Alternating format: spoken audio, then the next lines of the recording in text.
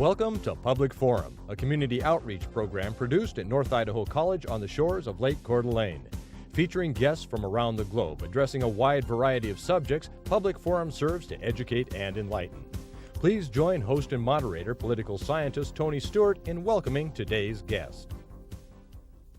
I know some of you were with us certainly last week and enjoyed our program so much with our guest from Southern Idaho, and one of them is back, and two of his brothers.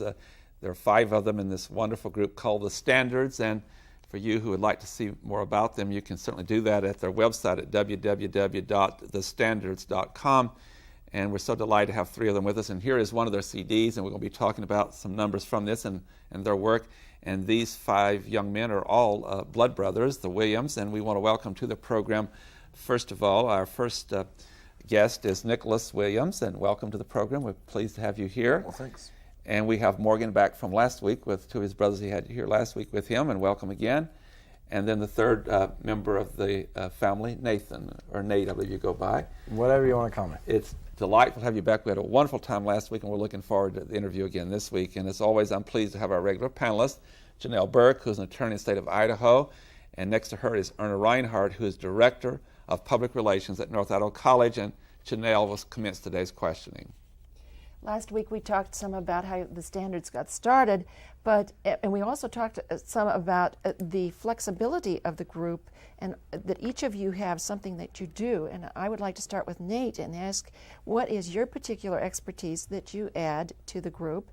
And then we'll go on to Morgan and then Nicholas. So let's start with Nate. Okay.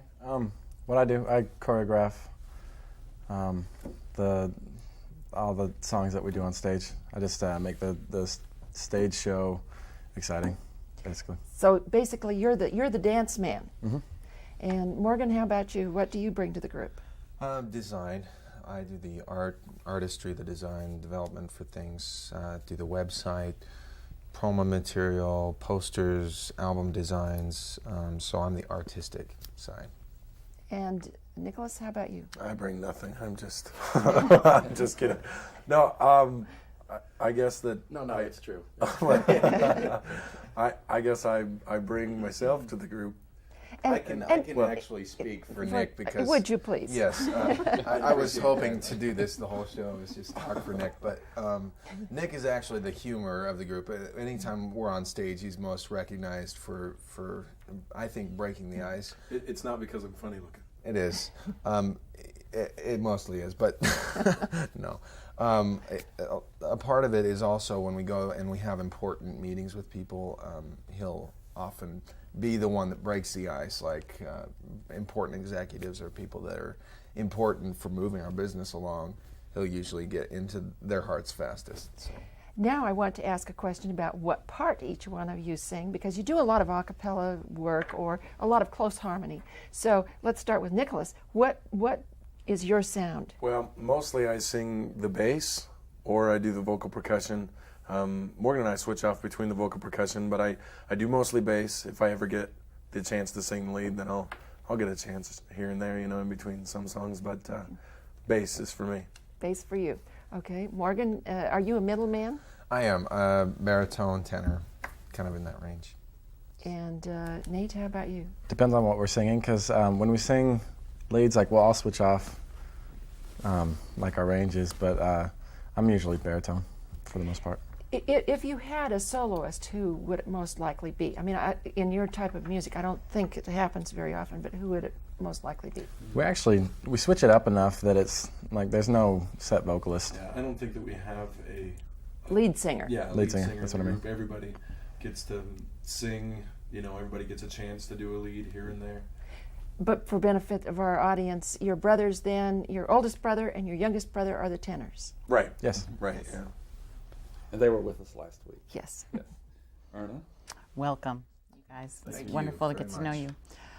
Tell the audience how you go about selecting the music that you do to perform. I know that you do some of your own writing and you've written some original works, but you also do a lot of covers. So how do you pick the songs that you do? And let's start with Nicholas. Well, we actually, it depends. Sometimes, we hear a song and we think, well, this would be a good one to do. We'll work on this one and we'll try it. we've tried songs that we weren't able to do. We tried to work it up a cappella, and it just got, I mean, it was just too difficult in the arrangement, and we just decided not to do that song. Or it was too boring, you know, and we just decided it wasn't for us. Oftentimes, songs will just fall into our lap, you know, we'll be messing around with a sound check or something, and one doing one part, just kind of making the sound, and then we'll start singing along and just kind of impromptu put it together right there at sound check, you know. It's different for whichever song we do, you know. Oftentimes we say, let's do this song, and we work at it, and it works out, or, you know, it just works itself out. And Morgan, are there certain groups that you do more of? Like, are there some Temptation songs, or what are some of the groups that you do? Boy, I don't think that there's something that we do more than the other. I think that the main thing that motivates us is how is the audience going to respond. If we feel that the audience will have a certain response and connection to a song, then that's really what we go by mainly. We'll look for something that would be a good opener or a good closer for a show, and then go with that. So you also pick your music determined by your message, and we'll talk about that in a minute. Mm-hmm. Okay. That's it. With that, we're going to do what we did last week. We have some viewers, of course, that weren't here with us last week, and as I listened to you earlier today, and we're taping this in January because you were here for a wonderful week with our schools, our public schools, and then at North Idaho College, we have our annual children's program, 5th graders, 1,200 of them, and this is our 19th year, and we always bring someone in, and I got to hear you today, and it was so powerful, and again, I contend that the greatest avenue for understanding one another and human rights is music. So I'm going to introduce for you from your CD that I had already shown, the number that we're going to hear from is I Can't Break Away, and so we'll hear some of that at this time.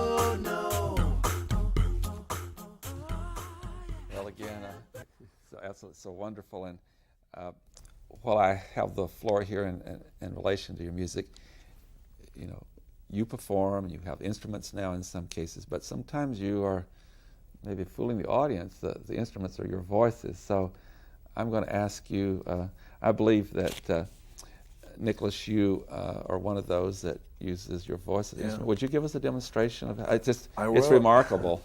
That last song that was playing is actually all a cappella, so it's got vocal percussion in it. But without a microphone or without anything like that to enhance it, this is what it sounds like. There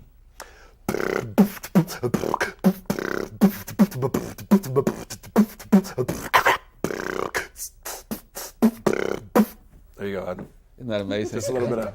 Thank you. Very good, very good. The one that I also liked very much was the drums, and so are you the one that does? That's basically the drums that I was just. Did all kinds of different instruments in the demonstration. I would do, you know, the tuba and the didgeridoo and the drums and and the chainsaw. And I worked hard on the chainsaw. Well, why don't you do one more for us? Okay, the didgeridoo. I'll do that one. Yeah. That's just a vocal thing with my lips. It goes. There you go. So that's the. For you who missed that earlier today, and we'll return to Janelle. Well, you're doing all these wonderful things, but that takes a lot of energy. So would you please talk a little bit about, and let's just start with you, Nicholas, and move over to Nate, how much energy it takes to do a performance. Because you're doing all this getting ready for the performance, and then you're finally doing it, and it takes a tremendous amount of energy. Yeah, that's what I was going to say. There's a lot of things that the audience doesn't see when we have a show. You know, what they see is from the moment we go on stage to the moment we go off stage. That's what the audience gets to see. But what they don't get to see is that at this point we are our own roadies, and we load in the sound system, and we set the lights, and we check everything to make sure it's working. And then when the show's over and we're done talking to everybody and signing autographs, that's when we take it down and we unload the system and unload everything and load it back into the van. And I mean, it gets pretty taxing to spend that much time and then to be on stage and use that energy. But I wouldn't trade it for anything else in the world. I mean, I think it's the greatest job in the world, you know, doing exactly what I love to do and being able to, you know, be a part of that and sharing that with other people. You know, I mean, someday we'll get to the point where we can have people load up for us and load our sound system and things. But I mean, it is a little bit taxing, the energy-wise. Morgan, let's talk about that. The energy you've got to put out on stage in order to connect with your audience. Okay. There's never time to show that you're either sick, have a headache, or that you haven't had much sleep. It's always put as much possibly as you can into a performance. And we've had experiences where one of us has not been feeling really well or just has been really tired, but we've always given it our very best for a show. Two examples. One, we were on a cruise ship doing a performance, and one of us was feeling really seasick because the cruise ship was going, and so without any gory details, they just had a bucket provided off stage. And so right in between when we were talking, that particular person ran off stage and then came back all refreshed. And the other experience was we were just, boy, I just forgot the other experience now. So that's the only experience that I can remember suddenly. Nate, what about that energy that you have to have? Well, I could tell you the other experience. It was with me. I lost Great. my voice because of strep throat, and we were at the time doing 4 shows a day, 4 school shows a day. We were loading up and taking down, and no sick days. And when we did that, like, I totally lost my voice, and so Nick took my lead, and I lip synced while he kind of did. It was a bang up job, so but it was like he was singing, he was moving his lips, but I was doing the singing in the background, and so it was confusing to the audience, but I don't think that they caught it. So it's because they were all under 10 years of age, so it was okay. Right. Yeah. Thank you very much. You're a delight. Just like athletes, you guys must have to do a lot of preparation in order to have a great performance. So I'm curious as to how much you spend practicing and preparing, and then which of you, there's 5 brothers of you that are involved in the group. How do you lay out your practices, and is there somebody that's kind of in charge of different elements of the practice, and how much time do you spend in a week in the studio practicing? Let's start with Nick. Well, we treat it like a job. You know, I mean, it is a fun thing, and it's different than any other job in the world because we get to, you know, perform and do those kind of things, and it's on our own time. But we do treat it like a job, and so we get up in the morning and we meet together around 9. Well, I mean, it's usually 9 or 10, somewhere right there. We'll designate the day before, and then we will work and get things done. There's fan mail to write. There's the website to update. There's, you know, new songs to work on and record. There's all kinds of things that need to be done that if they're not done, the group, you know, just kind of goes into nothing.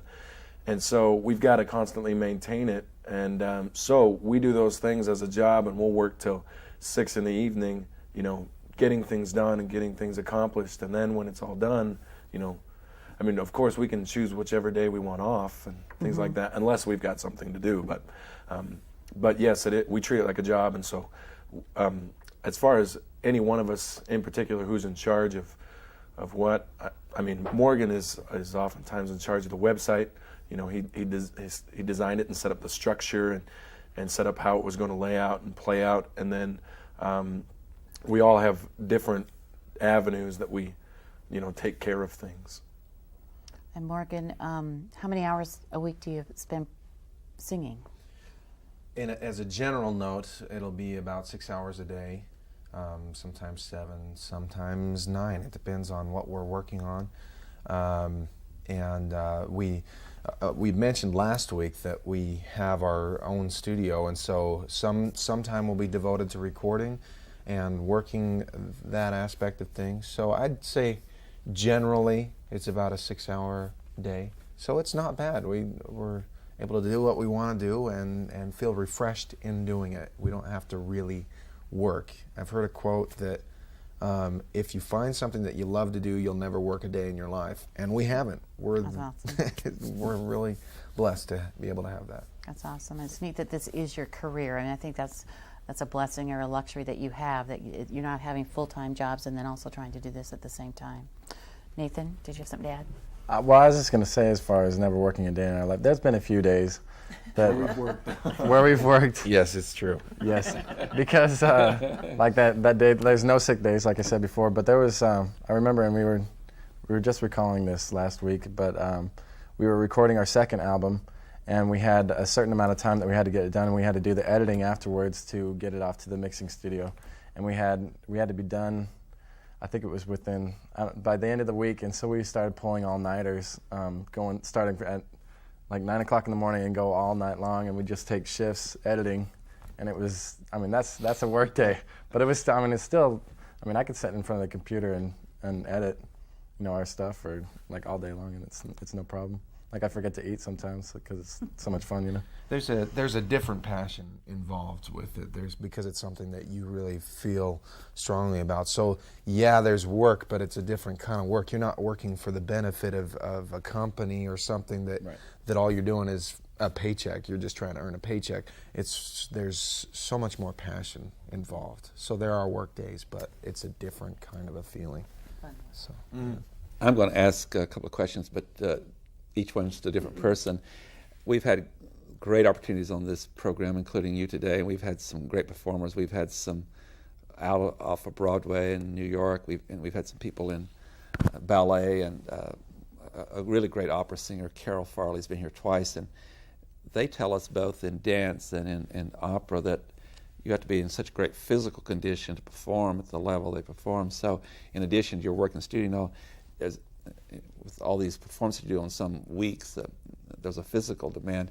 Do you go through any kind of exercise? Morgan, I'll ask you that question. Do you try to keep yourself in certain physical condition? Yeah, I can put a spot in for Twin Falls Fitness Center. We do exercise there in Twin Falls, and we'll go through a routine where that's part of the day. That's part of the daily routine, is we'll go and work out, and then we'll do our the rest of the day practice, whatever else we have. But we really try and maintain that. Some days we're better than others. Some of us are better than others, and we really try and kind of help each other. Nathan would be a better spokesman for this than I would, or Nick, because I've been lazy on that mark. Well, he has. We won't ask for any confessions, since we're not in. So we're not in confessions. But I do have a question for Nicholas on this too. What you've reminded me of is, and it was years ago, I had the privilege of being at the Opera House in Spokane and hearing Harry Chapin perform. And we said something about this last week too, and that is, sometimes you're performing and you cannot, or you're giving a speech, you cannot explain why. You have an incredibly powerful connection with that audience that's different than others. In fact, when it was time for the intermission, he came out and he sat down on stage and said, "This is one of the most remarkable audiences I've ever had. There will be no intermission." And he directed his band and all to, and he performed some numbers that weren't in his schedule. And he said, "You're so great, I'm going to have as much time with you as possible." Do you ever have that experience? I can't say that we've ever canceled an intermission because there would have to be a lot of communication on stage in order for us to. I mean, with one person I could see that happening. But yes, we've had audiences where we've completely connected with the audience and been able to. I mean, we could have gone on all night because the audience has been so into us and we've been so into the audience that, I mean, we've had shows where it's been very, kinetic, and we feel that energy together. It's not something you prepare for, it just happens. Right, it's just something that happens, and I don't know how to explain whether it's the energy and the excitement of the audience in preparation and coming to the show, or whether it's while they're there and you manipulate that, or whether it's a combination of both. I'm not aware of how Yeah, that it's an happens. exciting thing for a performer. At this point, I do want to get another number in, or a part of it, from your CD.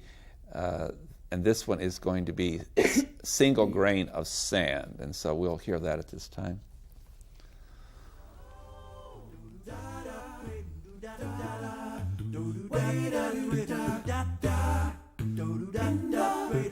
Sea of the people I see. Oh, oceans of emptiness and no attention to the meaning of alive, and how you're mindful of every single love. So feel your hand, Lord, giving strength to those who need you. Hallelujah. Oh, because the lame to walk. Hallelujah. Yes, I'm the blind to see. Hallelujah. Oh, hallelujah. Hallelujah. Though the shore is long and the tide is so strong, and I'm a single grain of sand. Though the waves crash down and I think I might drown, I've got you to hold my hand. Lord, you're the one that lifts me up. Well, that was, again, so wonderful. And you have several CDs, and this one is just called, on the front, The Standards. And so in the sequence, which one is this one? This is our latest one. This The is our last- newest. Newest one. What number though? Well, if you It's count the fifth. first two that they talked about last Yeah. week, the first two albums were recorded in a day, and the second one 2 days. And so, as a result, we stopped selling those albums. They are circulating somewhere out there. Some people have them; they're collector's items. Those would be our first two, and the first one was Room to Groove. The second one was Keep It On Track. We have one that's still available called In Perfect Harmony, and then we have one called No Silent Corners. This is brand new past, and that is our newest one right there. Well, thank you very much, Janelle Burke. My series of questions are going to be 3 different questions, one for each of you, and we'll start with Nate. You are a choreographer. Do you also tell the other members of the band or of the group what to wear? Do you all just show up? I mean, how do you coordinate your clothing? Our clothing is a collaboration because we'll go to a clothing store and we'll just say there's a color that we want. We want a brown with a blue with a gray, any shade of those, and then just pull out what style is you, so that it's not just a. I mean, we used to dress all the same, like we shopped in bulk. But it doesn't give any individual characteristic, and we learned through the years that you need that on stage to be able to perform like you need to. You need to be yourself in order for the audience to feel you as much as possible. So that's just another part of it, the clothing. So. Okay. Morgan, you're blood brothers. There are 5 of you. And before the program, I asked, did you have any other siblings? Can you tell us a little bit about your family background? Yeah, first of all, I think we all gained an appreciation for each other through having a homeschool curriculum, I think, because we started out doing regular school and going through school, and then we had the opportunity to have a correspondence course, and I think that through the final years of school for all of us really kind of made us each other's schoolmates, and there was no difference in the work schedule. We couldn't come to school in our pajamas or anything like that. We had to really buckle down, but I think that through that we became each other's really good friends, and our friends became each other's friends, so that as we started to do what we're doing now, it just transferred to that. We all have a good relationship. We all laugh at the same stuff. We all prefer to have each other's company when we go and do something. We don't really look for a separation unless we've had a lot of time on the road and we're looking for some separation. And that's the end of that. Yes, I guess so. And the next question that I have, Nicholas, for you is about training. What kind of formal training did you have, if any? And if you didn't have formal training, can you share with us what your informal training has been? Because sometimes people think you can just go out and do these things. You can't. You have to have some understanding of what you're doing. Some people can. Some people have this rare gift that, they're a prodigy and they can go out and just do that. We were different. We had to work at it. In fact, when we were younger, we had no formal vocal training of any kind. The only training that we had was I mentioned earlier the week before in that theater company, Jump Company, that we were in. And that was our only form of being on stage, and we had directors that would teach us to have stage presence and be up on stage. But vocally, we had vocal lessons here and there, but never any kind of a regimen where we, every week for a year or 2 years or however long had vocal lessons. It was just kind of as we learned and as we went along, and when we had the opportunity, we would learn and we would take that vocal lesson or take that lesson. And we all played the violin as children. And that's probably where we got our pitch from, because on a violin there are no frets, and it's required that you, in order to play the correct pitch, have to be in the right place, And it was our parents' suggestion that we play the violin, and as soon as we got old enough to rebel, we quit. I guess violin wasn't for us, but we did have the stage bug in us, and became performers. But you learned something about music from Yes. doing that, Yes, and we that's did. very important. At the time, we didn't realize that we were, of course this was benefiting us. We were just kids, and we thought, we don't want to play the violin, this is not for us, and so we did quit, and in retrospect and looking back, it would probably have been good for us to keep playing, or to learn other musical instruments of some kind, and now we are learning instruments and trying to play and learning music and those kind of things. But as far as formal vocal training and formal training, we haven't had very much of that at all. I just want to expand on that. I'm a true believer in not having to have formal trainer. Like, if you want to do something bad enough, you go out and you learn how to do it. We just got a Pro Tools, a Final Cut Pro, and it's a video editing system, and we didn't have any formal training, and we've edited better than, not to toot our own horns or anything, but we've edited better than what our local stations would do for us, and we've been able to put our heart into it and the time that needs to be into it to make it better. And it depends on what you want to do. If you want to do it, you can do it, It doesn't. On that note, I have to bring the perma conclusion. Morgan, history will just have to wonder about what you were going to say there. I'm sorry about that. I just wanted to say not to underestimate the power of teaching. Definitely not. Okay. Definitely not. Well, you did get it in. So on that note, I want to thank all three of you and your two brothers from last week, the Standards from Twin Falls, Idaho, who've toured and performed in over 34 states. We'll hear much from you in the future. You're too talented not to be recognized even more than you have in the past. And we're grateful that you took time to be in Coeur d'Alene during Martin Luther King week and spend a whole week with our schools and perform at North Idaho College. You're great people, and we wish you the very best. Ladies and gentlemen, be with us again next week, and we'll discuss another issue. Until then, please have a good week. I am Tony Stewart.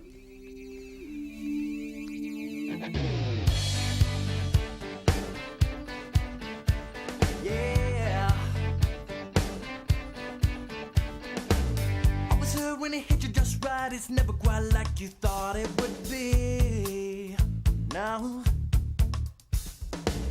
but she's never been the kind of girl to give you just what you wanted to see.